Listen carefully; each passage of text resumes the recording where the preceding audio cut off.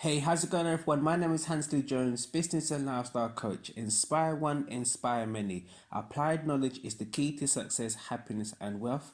Welcome to HNH Success Academy podcast for business tips, inspiration, and to be able to you. Today's episode is going to be about the four quadrants: employed, self-employed, big business, and investor. This concept came from Robert Kiyosaki, who's all about financial education and financial freedom. But I'm going to split this episode into two parts. And I'm going to speak about one part first. And the first part I'm going to speak about is what Robert Kiyosaki refers to is the poor side, which is employee and self-employed. Now, what Robert Kiyosaki says, before we get started on the poor side, Robert Kiyosaki is an American Japanese. He's an immigrant to America, and he's all about financial education, and he's all about helping people get ahead and beat the rat race. So, hence why he came up with these four quadrants. The first side of the quadrant that we're going to speak about is the poor side, which is employee and self-employed. Now, what Robert Kiyosaki says about employees is just that we are taught to go to school, get a great education, and then get a good job, and then retire on the 40-40 plan, right? But the thing is, as an employee, it's just that we have to give up our time for money. And sometimes the role we're actually doing for that job, for example, is not what we should be getting with our money, because the amount of hours you're doing and the labor you're doing doesn't equate to the money that you should be getting, right? And that's one of the things as an employee. There are many pros and there are many cons. The great thing about being an employee is just that you go to work 9 to 5, 8 to 6, 8 to 8, whatever the shift patterns are, and you get a paycheck, and then more than likely you have 2 days off, which is most likely Saturday and Sunday. You go to work, you get a paycheck, and you do that for the next 20 to 30 years, right? They're the pros. Now the cons are, it's just that you may not have the flexibility, especially if you have a family. It's just that you might not always be able to go to see your child, perform at the school play, or always take your child to the doctor when they're sick at school, especially if both parents are working, or even if you have a single parent. And then what you have to do is, whilst on your lunch break, rather than eating lunch, you may have to call someone to actually get your child from school to then look after them. Now that's the role that, as a parent, that you should be doing. And if it happens on a regular basis, and especially if your child is not always very well, because some children have illnesses that we can't help, which is unfortunate. But if you're working, it's very challenging to accommodate that. And some employers, and the majority of employers, may not be as comforting or empathized with you, because they just want to get the job done. Because more than likely, whether it's for the local authority or whether it's a private company, they just want that job fulfilled in order for them to maximize their profits. And more than likely, the manager, supervisor, or the manager will be getting grief from the area manager or even the CEO, depending on how the business structure is. If that's not done, that's going to fall on you. And then what's going to happen? They may dismiss you and they bring someone else in. So there are pros of cons of being an employee.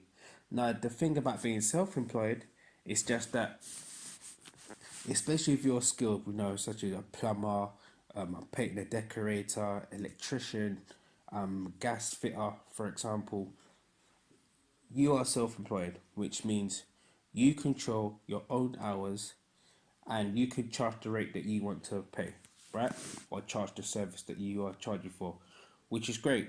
Now let's go through the pros and cons. That's a pro, right? You could charge what you want, when you want, and you can work your own hours. The cons is, it's just that you have to go out there and find your own clientele. You have to find the business for yourself. And the business you get and the clients you get might not always be week to week or day to day. So what you have to do is you have to ensure that you have X amount of money saved up, just in case for when you're ill. And then when you're ill, you don't get the holiday pay or you don't get the sick pay when you're paid. So what that means is you have to ensure that you're working extremely hard and you're paying the prices that you need to pay, or the charges you need to charge, in order for you to sustain the lifestyle that you have And but the great thing is though, if you have a young family, if you're self-employed, you can always have the time to see your child perform at their school place or take it to the doctors or hospital when they need to. And that's the great thing about it.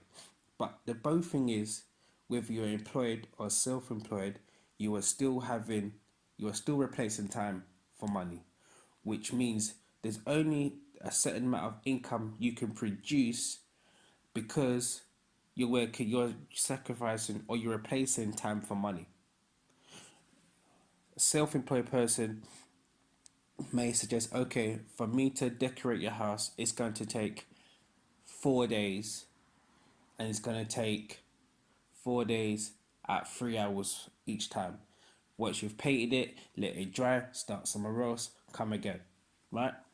You can't do that 24 hours a day because you need a break, you need to sleep, you need to rejuvenate, so on and so forth, right? So when it comes to a fulfilled lifestyle, as on the poor side, as Robert Kiyosaki has referred to, it's very challenging to get ahead because you're always chasing time for money.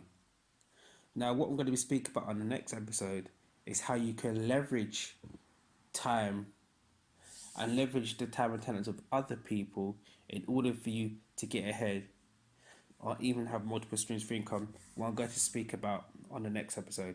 So I hope you got some great value for that and have a basic understanding what it means to be on the poor side of the quadrant that Robert Kiyosaki has referred to. And let me just put it this way, there's nothing wrong with being employed or being self-employed, because the most important thing is, what I like to stress is, it's just that as long as you're putting food on the table, you have a roof over your head, you have clothes on your back, and you have the basic necessities in order for you to live and to sustain your lifestyle, that's what it's all about, right? Having the basics. And many people don't have the basics. But the sad thing is, it's just that even though they're employed or they're self-employed, they still don't have the basics they need because they still maybe find it challenging to put food on the table, to maintain the rent, gas, electric bills, right? So this is the whole thing about the podcast. It's giving you tips in order for you to have a better lifestyle with some inspiration to get you going and to do something different. That I'm going to speak about on the next podcast, on the next episode, the rich side. So I hope you got some great value and some understanding as with food for thought and how you can expand your income moving forward. Take care. Speak soon.